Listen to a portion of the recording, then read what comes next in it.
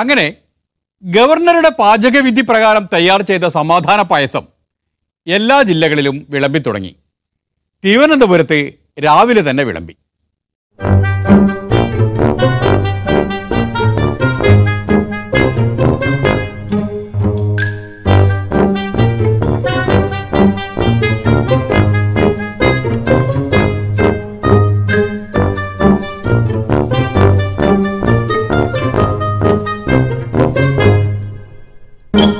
തലസ്ഥാന ജില്ലയിൽ മനുഷ്യരെ സമാധാനത്തോടെ ജീവിക്കാൻ അനുവദിക്കാമെന്ന് CPM-ഉമായി കരാറിലൊപ്പിടാൻ BJP നേതാക്കൾ പോകുന്ന പോക്കാണ്. അറിയാമല്ലോ, തിരുവനന്തപുരത്തൊക്കെ ഇപ്പോൾ സമാധാനം പോലും രഹസ്യ ഏർപ്പാടാണ്. അതുകൊണ്ട് നേതാക്കൾ പോകുന്നതും വരുന്നതും മാത്രമേ കാണാൻ പറ്റൂ.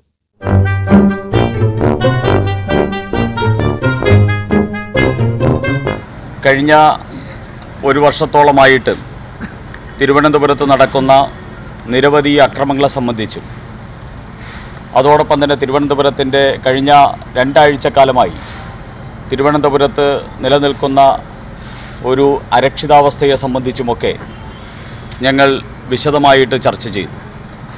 ആ ചർച്ച പൊതുവെ ആരോഗ്യകരമായിരുന്നു എന്നാണ് ഞാൻ പറയാൻ ആഗ്രഹിക്കുന്നത്.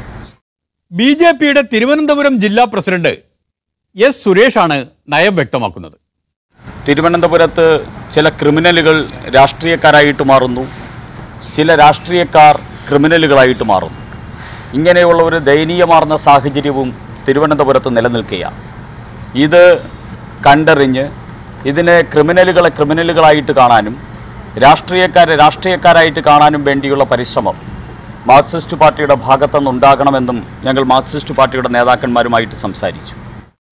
മാർക്സിസ്റ്റ് പാർട്ടിയുടെ നേതാക്കളും വരുന്നുണ്ട്. CPM തിരുവനന്തപുരം ജില്ലാ സെക്രട്ടറി ആനാവൂർ നാഗപ്പൻ. പരസ്പരം നടന്ന ആക്രമണങ്ങൾ തീർച്ചയായും അപലപിക്കപ്പെടേണ്ടതാണ്. ഒരിക്കലും അത്തരം സംഭവങ്ങൾ മേലിൽ ആവർത്തിപ്പിക്കപ്പെടാൻ പാടില്ലാത്തതാണ്. വീടുകളും പാർട്ടി ഓഫീസുകളും ആക്രമിക്കുന്നത് ആരായാലും അത് ഒരിക്കലും അംഗീകരിക്കാൻ പറ്റുന്ന ഒന്നല്ല എന്നുള്ളത് കൊണ്ട് തന്നെ ഒരു കാരണവശാലും അത് ഉണ്ടാവാൻ പാടില്ല എന്ന് പരസ്പരം ഞങ്ങൾ ചർച്ച ചെയ്യുകയുണ്ടായി.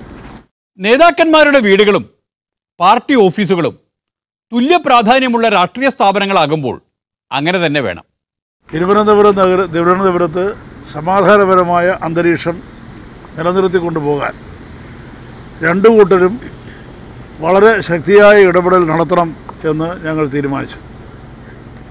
അതാത് പാർട്ടികൾ BJP ആയാലും CPM ആയാലും പ്രകോപനപരമായൊരു അന്തരീക്ഷം ഒരിക്കലും ഉണ്ടാവാതിരിക്കാൻ അതീവ ശ്രദ്ധയോടെ ഇടപെടാനും മേലിൽ ആവർത്തിക്കാതിരിക്കാൻ ഉള്ള എല്ലാ നടപടികളും സ്വീകരിക്കാനും സമാധാനം നിലനിർത്താനും വേണ്ടിയുള്ള ഇടപെടൽ നടത്തണം എന്ന് തീരുമാനിക്കുകയാണ്.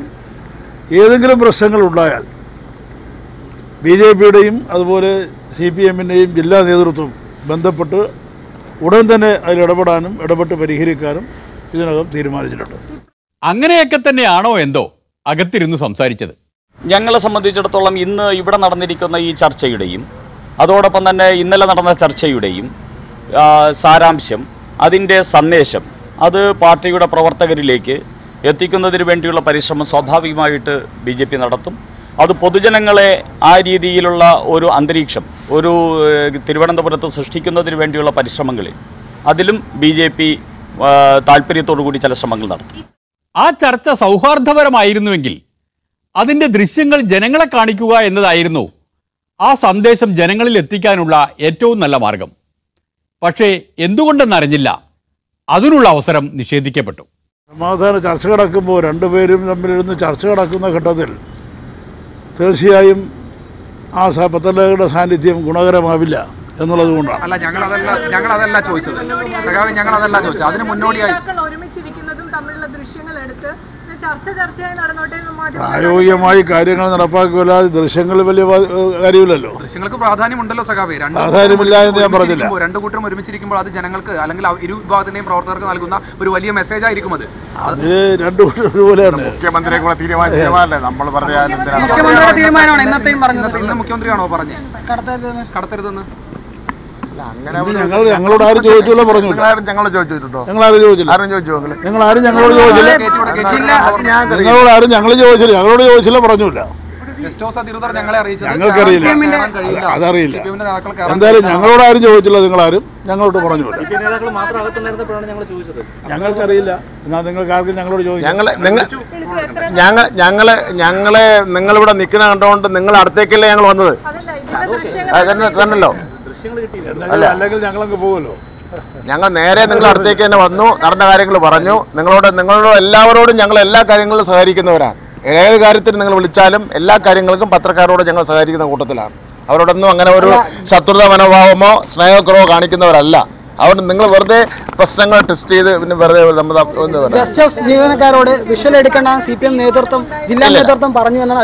ഇല്ല അങ്ങനെ ഞങ്ങളോട് ആരും ആവശ്യപ്പെട്ടില്ല. ഞങ്ങൾ ആരോടും പറഞ്ഞിട്ടുമില്ല. നിങ്ങൾ ആരും ഞങ്ങളോട്ട് അവിടെ വന്ന് ദൃശ്യം എടുക്കണമെന്ന് ആവശ്യപ്പെട്ടിട്ടുമില്ല. ഇല്ല ആ കാര്യങ്ങൾ സാധ്യത. ഇതായി ഫോണുണ്ടല്ലോ, ഞങ്ങളുടെ ഫോണുണ്ടല്ലോ. ആരെങ്കിലും വിളിച്ചോ?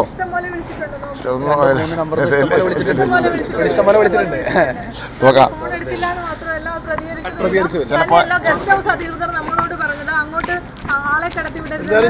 നമ്മൾ അതല്ലല്ലോ വിഷയം. നമ്മൾ പ്രധാനപ്പെട്ട വിഷയം ഇതാണല്ലോ. അത് വിഷയമല്ലാന്ന് പറയരുത്, അതൊരു വിഷയമാണ്. അതുകൊണ്ടാണ് ഞങ്ങളോട് പറഞ്ഞിട്ടില്ല. ആയിക്കോട്ടെ. ഞങ്ങൾ ആരും വിലക്കിട്ടു. ഞങ്ങൾ നടന്ന സാന്നിധ്യം ഗുണകരമാകില്ല എന്ന് അങ്ങ് തന്നെ പറഞ്ഞു.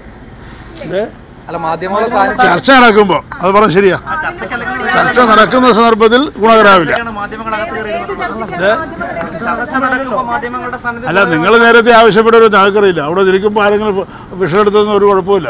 അങ്ങനെ ആവശ്യപ്പെട്ടവരോ ഞങ്ങൾക്ക് അറിയില്ല. ഞങ്ങളോട് ആരും പറഞ്ഞില്ല. നിങ്ങളാരും ആയിരിക്കില്ല, എനിക്കറിയില്ല.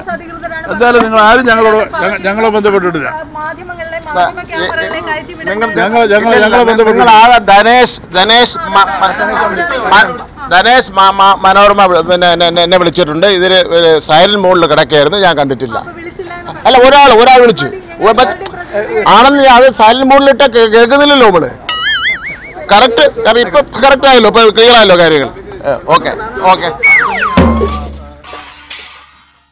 ക്ലിയർ ആയല്ലോ, കാര്യങ്ങൾ ക്ലിയർ ആയല്ലോ. രാഷ്ട്രീയ നേതാക്കളുടെ ഫോൺ സൈലന്റിലാക്കിയാൽ അതിലേക്ക് ആരെങ്കിലും വിളിച്ചാൽ കിട്ടില്ല എന്നത് ക്ലിയർ ആയല്ലോ. ഇനിയൊരു ഇടവേളയാണ്. അത് കഴിഞ്ഞു വന്നാൽ ഇതിൻ്റെ മറുവശം കാണാം. അപ്പോൾ അടച്ചിട്ട ചർച്ചയുടെ മറുവശം, അഥവാ CPM നിലപാടിൻ്റെ മറുവശം, അതാണല്ലോ പറഞ്ഞു വന്നത്. ഇന്നലത്തെ സംഭവത്തിലും ഇന്നത്തെ സംഭവത്തിലും BJP ഇത്തരത്തിലുള്ളൊരു അസഹിഷ്ണുതയുടെ പാത സ്വീകരിക്കുന്നില്ല.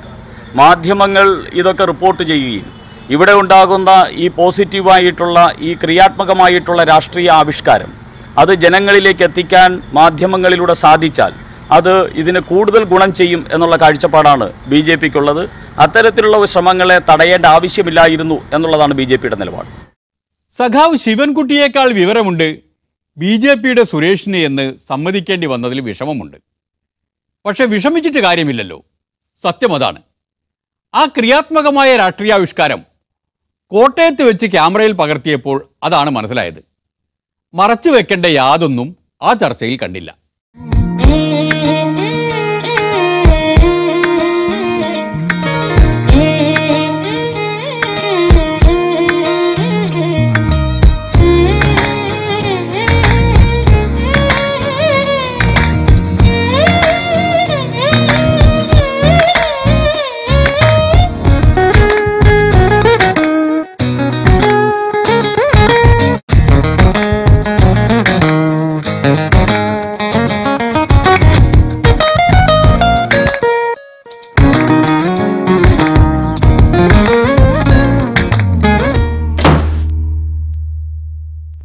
CPMന്റെ കോട്ടയം ജില്ലാ സെക്രട്ടറി VN വാസവനും BJPയുടെ ജില്ലാ പ്രസിഡന്റ് N ഹരിയുമാണ് അടുത്തടുത്തുള്ള കസേരകളിൽ ഇരുന്നത്. അതുകൊണ്ട് ആർക്കും അപായമൊന്നും സംഭവിച്ചില്ലെന്ന് അവർ വാതിൽ തുറന്നപ്പോൾ മനസ്സിലായി.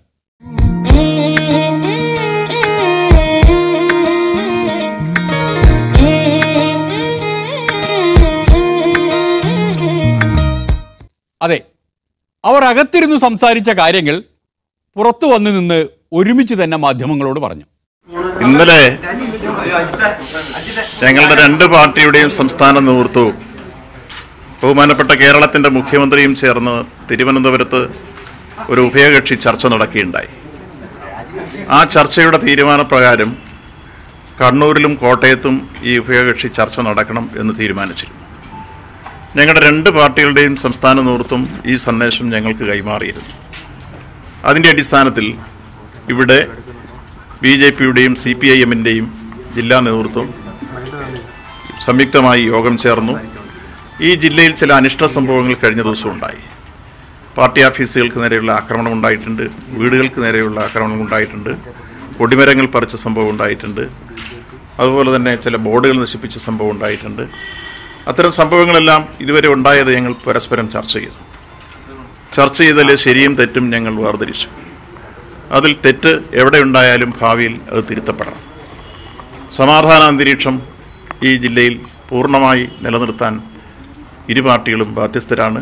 ആ നിലയിൽ തികഞ്ഞ സമാധാന അന്തരീക്ഷം ഉണ്ടാക്കാൻ വേണ്ടിയുള്ള ചർച്ചയാണ് ഞങ്ങൾ സംഘടിപ്പിച്ചത്.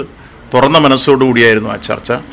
സൗഹൃദം പങ്കിട്ടുകൊണ്ട് തന്നെ ആ ചർച്ച ഞങ്ങൾ പര്യവസാനിപ്പിക്കുമ്പോൾ ഭാവിയിൽ ഏതെങ്കിലും തരത്തിലുള്ള കൊച്ചു കൊച്ചു സംഭവങ്ങൾ ഉണ്ടായാൽ ഉണ്ടാവുന്ന സംഭവങ്ങൾ അപ്പോൾ പരസ്പരം ബന്ധപ്പെട്ട് അതിൻ്റെ ശരിയും തെറ്റും വേർതിരിക്കുക, വിഷയങ്ങളെ മെറിറ്റ് അടിസ്ഥാനത്തിൽ തെറ്റുവിടുന്നുണ്ടായാലും അത് ചൂണ്ടിക്കാണിക്കുക, അത് തിരുത്താൻ ആവശ്യമായ നടപടി വരിക. മനസ്സ് തുറന്ന ചർച്ചയാണ് കോട്ടയത്ത് നടന്നത് എന്നുറപ്പാണ്. ചില രഹസ്യങ്ങൾ പോലും പുറത്തു ചാടി. സാധാരണഗതിയിൽ അത്തരത്തിലുള്ള ഏതെങ്കിലും ഒരു സംഭവം ഉണ്ടാകുമ്പോൾ ആ സംഭവം പിന്നീട് മനസ്സിൽ വെച്ച് പിന്നീടത് പ്ലാൻ ചെയ്തൊരു ഓപ്പറേഷനായി മാറുമ്പോഴാണ് വലിയ സംഭവങ്ങളെല്ലാം ഉണ്ടാവാറുള്ളത്.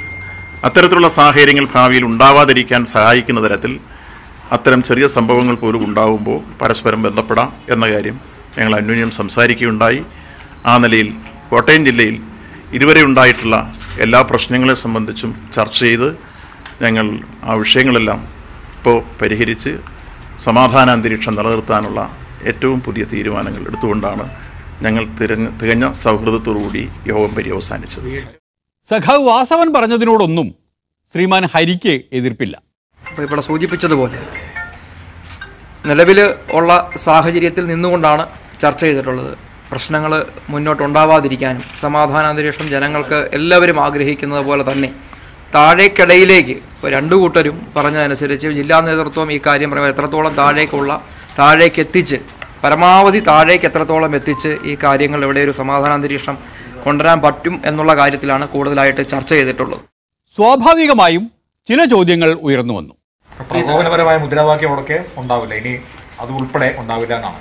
100% അങ്ങനെ പെട്ടെന്നുണ്ടാകുന്ന ഒരു വിഷയത്തിൽ പ്രകടനങ്ങളൊക്കെ ഉണ്ടെങ്കിലും അത് പരമാവധി ആ ഉണ്ടാകുന്ന പ്രശ്നങ്ങളെ നിയന്ത്രിച്ചുകൊണ്ട് മുന്നോട്ട് പോകണം എന്നുള്ളതാണ് നമ്മളിപ്പോൾ എടുത്തിട്ടുള്ള ഒരു തീരുമാനം. ചർച്ചയിൽ പൂർണ്ണ തൃപ്തരാണോ രണ്ടുപേരും?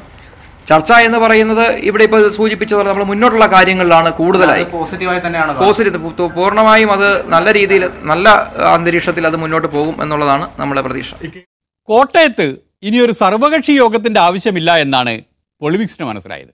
സർവകക്ഷി യോഗം തീരുമാനിച്ചുള്ളത് ഗവൺമെന്റാണ്. 6-ാം തീയതി ഇപ്പോൾ ബഹുമാനപ്പെട്ട മുഖ്യമന്ത്രി തിരുവനന്തപുരത്ത് സർവകക്ഷി യോഗം വിളിച്ചിട്ടുണ്ട്. ആ യോഗത്തിന്റെ തീരുമാനം വന്നതിന് ശേഷം സർവകക്ഷി യോഗം ഇവിടെ വേണോ വേണ്ടയോ എന്ന് അവിടെ തീരുമാനിക്കും. അങ്ങനെ വന്നു കഴിഞ്ഞാൽ ഈ താഴെത്തട്ടിലേക്ക് ഇങ്ങനെയുള്ള നിർദ്ദേശങ്ങൾ ഉടൻ തന്നെ എത്തിക്കും. എങ്ങനെയാണ് ആ കാര്യം? നിശ്ചയമായിട്ടും 2 പാർട്ടികളുടെയും താഴെ നിലവാരം വരെ നടന്ന ചർച്ചകളുടെ സ്പിരിറ്റ് എത്തിക്കാനുള്ള തീരുമാനമാണ് ഞങ്ങൾ എടുത്തിട്ടുള്ളത്. ഈ കാര്യത്തെ സംബന്ധിച്ചോളം അല്ലാതെ മറ്റ് പോസ്റ്റ്മോർട്ടം ഒന്നുമില്ല. അതിൽ നോക്കുമ്പോൾ ലാഭനഷ്ടക്കണക്കുമല്ല ഇവിടെ ചർച്ച ചെയ്തത്. ഭാവിയിൽ സമാധാനാന്തരീക്ഷം ഉണ്ടാവുക, അതാണ് ഞങ്ങൾ ലക്ഷ്യമിട്ടത്. ആ ലക്ഷ്യം കൈവരിച്ചിരിക്കുന്നു. CPMൻ്റെയും BJPയുടെയും തലസ്ഥാനത്തെ നേതാക്കൾ അവരുടെ കോട്ടയം ജില്ലയിലെ നേതാക്കളെ കണ്ടു പഠിക്കണമെന്ന് പൊളിമിക്സ് ശുപാർശ ചെയ്യുകയാണ്.